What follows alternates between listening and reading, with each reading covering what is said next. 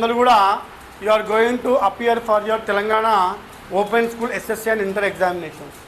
Either these exams are equivalent to the Telangana board, SSC board and intermediate board. These exams are. And yesterday only they have taken the success stories of some of the students from our school. అంటే ఎవరికైతే government jobs వచ్చినాయో వాళ్ళందరినీ కూడా మన school నుంచి అంటే అన్ని స్కూళ్ళ నుంచి they are going to put their photographs in the prospectus. In our school ఒక ముగ్గురికి సౌత్ సెంట్రల్ రైల్వే జాబ్ వచ్చింది, ఒక 5-6 మందికి ప్రమోషన్లు వచ్చినాయి. నేను చెప్పాను కూడా ఒక 8 మంది కానిస్టేబుల్ లేరని చెప్పేసి by this intermediate certificate. So whatever it is, your exams are going to start from April 28 రాసి పెట్టుకోండి. 28 నుంచి May 5 లోపల ఎగ్జామ్స్ ఉంటాయి. అయితే ఇక్కడ 10th వాళ్ళకి మాత్రము I have taken IHC subject కాబట్టి your exams will finish in 4 days. Why? Because IHC subject will be on the same day. IHC and English will be on the same day. And for the intermediate who have taken Hindi as a subject, Hindi language kuda 4 days అయిపోతాయి. And what will be the examination timings? ఎప్పుడు ఉంటాయి timings? Every day 9:30 నుంచి 12:30 వరకు ఉంటాయి timings. Morning 9:30 to 12:30. And in the examinations also there is 5 minutes rules.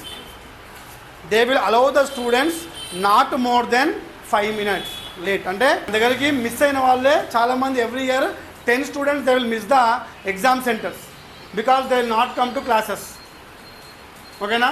they will come directly. రేపు exam ఉంటే వచ్చి hall ticket తీసుకుంటారు. And there are lot of confusions in the government schools. ఒకే ప్లేస్లో 2 government schools ఉంటాయి, ఒకటి primary ఉంటుంది, ఒకటి హయ్యర్ ఉంటుంది. బన్స్లాల్పేట్ గవర్నమెంట్ స్కూల్ ఉంటుంది, అక్కడ ప్రైమరీ సెక్షన్ ఉంటుంది, హయ్యర్ సెక్షన్ ఉంటుంది. టైంకి వెళ్ళి ప్రైమరీ బ్లాక్కి వెళ్తారు. ప్రైమరీ బ్లాక్కి హయ్యర్ బ్లాక్కి ఎంత తేడా ఉంటుంది అంటే దాదాపుగా 1 kilometer తేడా ఉంటుంది. ఆ 1 kilometer అంటే పుణ్యకాలం మొత్తం కూడా వెళ్ళిపోతుంది. సో నేనేమంటున్నా అంటే మీకు అన్నీ కూడా ఎగ్జామ్ సెంటర్లు అన్నీ చెప్తాను వెరీ సూన్గా. అండ్ మళ్ళీ చెప్తాను మీ అందరికి కూడా, దయచేసి వినండి. దీస్ ఎగ్జామ్స్ ఏవైతున్నాయో ఈ 5 ఎగ్జామ్స్ మీకు చాలా ఈజీగా మీకు అర్థమయ్యే విధంగా చెప్తాను. 3 hours టైం ఇస్తాడు. అందరికి కూడా సింగిల్ రూల్ పేపర్సే ఇస్తారు, ప్లెయిన్ పేపర్స్ ఉండవు. ఓకేనా?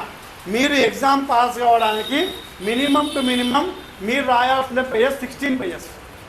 నేను స్టార్టింగ్ అదే చెప్తున్నా నా ఛానల్లో కానీ అందరికి కానీ 16 pages రాయాలి మీరు. ఎందుకు సార్ 16 pages అంటే మీకు పేజ్కి 2 మార్కులు రావాలన్నా కూడా 16 2s 32 marks, 35 marks పాసింగ్. నేను 5 పేపర్లు రాసి పాస్ అయిపోవాలంటే కాదు. అర్థమైందా? సో ఆల్రెడీ చెప్పాను మీకు నేను. వాడు క్వశ్చన్లోనే మీకు ఇస్తాడు. ఏమని ఇస్తాడు? 2 lines 3 lines 2-3 lines రాసేయాలి. వానికి పెద్దగా రాయాల్సిన అవసరం లేదు. 4-5 lines రాయమంటే 4-5 lines రాయాలి. 8 lines రాయమంటే 8 lines రాయాలి. మళ్ళీ చెప్తున్నారు, మీరు ఇలా ఇంగ్లీష్ కానీ లాంగ్వేజ్ కానీ చదువుకోకుండా పాస్ అవుతారు. కొంచెం ఎఫర్ట్ పెట్టాల్సింది దేనిపైన? సిఈసిలో ఎకనామిక్స్, పొలిటికల్ సైన్స్, సివిక్స్ పైన పెట్టాలి. అది కూడా నేను ఇంపార్టెంట్ ఇచ్చేస్తున్నాను. అవి ప్రిపేర్ అయితే కాదు. ఓకేనా? నేను ఏం చేయను, నేను పెన్ను పట్టుకోను, కానీ నేను పాస్ కావాలంటే కావు. అండ్ ఇంకోటి, మీ ఎగ్జామ్లకి మీరే బాధ్యత వహించుకోవాలి. ఇప్పుడు మా తరపు నుంచి మేము ఏం చేయాలో చేస్తాం, చెప్పకుండా చేస్తాం. కానీ మీరు ఏం చేయకుండా నేను పాస్ అయిపోవాలి, నేను ఎటు తిరిగి నాకు 50 మార్కులు రావాలి, నేను ఖాళీ పేపర్ ఇస్తే రావాలంటే రావు. ఒకటి అందుకోసమే స్టూడెంట్స్కి ఏం చెప్తామంటే, ఇప్పుడు సాధారణంగా ఏంటంటే చాలామంది ఎగ్జామ్లో ఏం చేస్తారంటే గాల్లో దీపం పెట్టేస్తారు, దేవుణ్ణి మొక్కిపోతారు. గాల్లో దీపం అంటే గాల్లో దీపం వెలగదు, అది ఆరిపోతుంది ఎట్లయినా కూడా. మేమేమంటామంటే స్టూడెంట్స్కి గాల్లో దీపం పెట్టకండి, దేవుడిని మొక్కకండి, చదువు ఏం చేయకండి.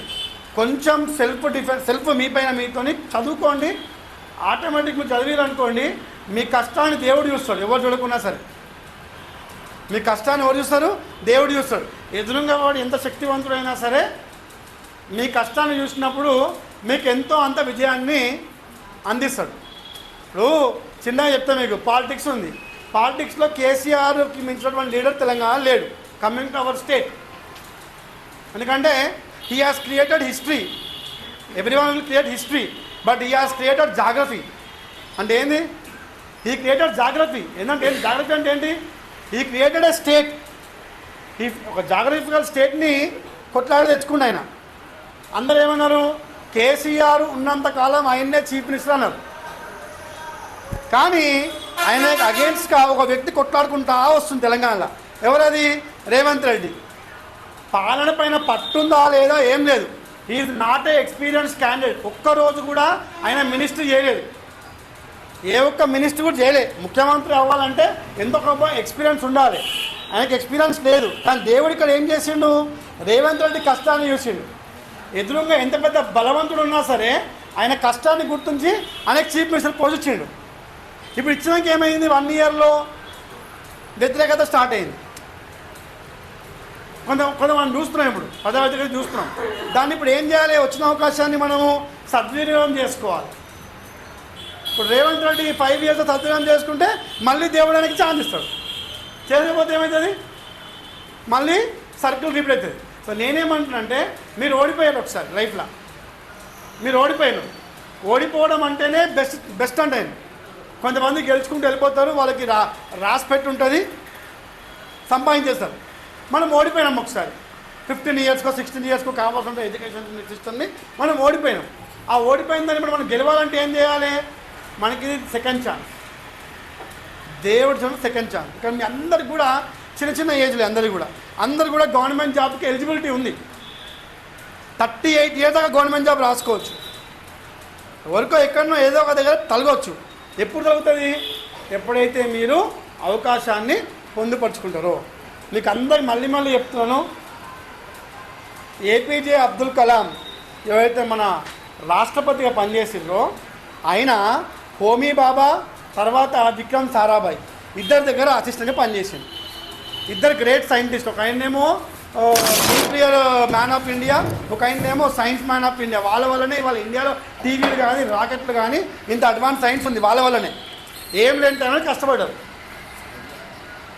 ఆయన ఫెయిల్యూర్స్ చాలా చూసిండు అబ్దుల్ కలాం. ఇంటర్లో కెమిస్ట్రీలో ఫెయిల్ అయినంట, ఇంటర్లో ఒక సబ్జెక్ట్ పోయిందంట. ఆయన పాస్ అయ్యి మిజైల్ మ్యాన్ ఆఫ్ ఇండియా అయింది. ఆయన 2 సార్లు న్యూక్లియర్ టెస్ట్ చేయడంలో సఫలీకృతమైండు. మిజైల్ మ్యాన్ ఇండియా అయిందని చెప్పేసి ఇండియా మొత్తం గుర్తుపెట్టుకొని ఆయన ప్రెసిడెంట్ ఆఫ్ ఇండియా చేసారు. ప్రెసిడెంట్ ఆఫ్ ఇండియా చేసినప్పుడు చాలామంది 100 కోట్ల మంది ఏమన్నారంటే, మేము గాంధీని చూడలేదు కానీ అబ్దుల్ కలాంని చూసినాం అన్నాం. సో అటువంటి వాళ్ళు మనం ఫెయిల్యూర్ అయినా సరే ముందెళ్ళాలి. నా దగ్గర అదే చెప్తున్నా. నా దగ్గర 100 మంది రాస్తే 80 మంది పాస్ అవుతారు. మిగతా 20 మంది ఎందుకు అవుతారు తెలుసా? వాళ్ళు లైట్ తీసుకుంటారు. ఏం రాస్తాం పో ఎగ్జామ్, నేను ఇట్లా పోయి కూర్చోవాలి, వాడు పాస్ చేయాలి అంతే. మరి దాకా బయటలో పాస్ కర్నా ఎటైతే చెప్పాను. కనీసం మన పెన్ను పెట్టాలి, అదే రైటింగ్ ప్రాక్టీస్ చేయండి అని చెప్తాను. సో దయచేసి రైటింగ్ ప్రాక్టీస్ చేయండి. మోడల్ పేపర్లు ఉన్నాయి, టెక్స్ట్ బుక్లు ఉన్నాయి, మీ దగ్గర మ్యాటర్ ఉంది. కొంచెం మీకు అర్థం కాకపోతే నన్ను అడగండి. నేను నెక్స్ట్ వీక్ నుంచి క్లాసెస్ పెంచుతాను. అండ్ యూట్యూబ్లో కూడా ఇప్పుడు అయిపోయినాయి, అడ్మిషన్ టైం అయిపోయింది. We are very free now I concentrate more on the subjects చెప్తా ఉంటాను. ఓకేనా? So anyway all the best for your exam. Cut చేయండి.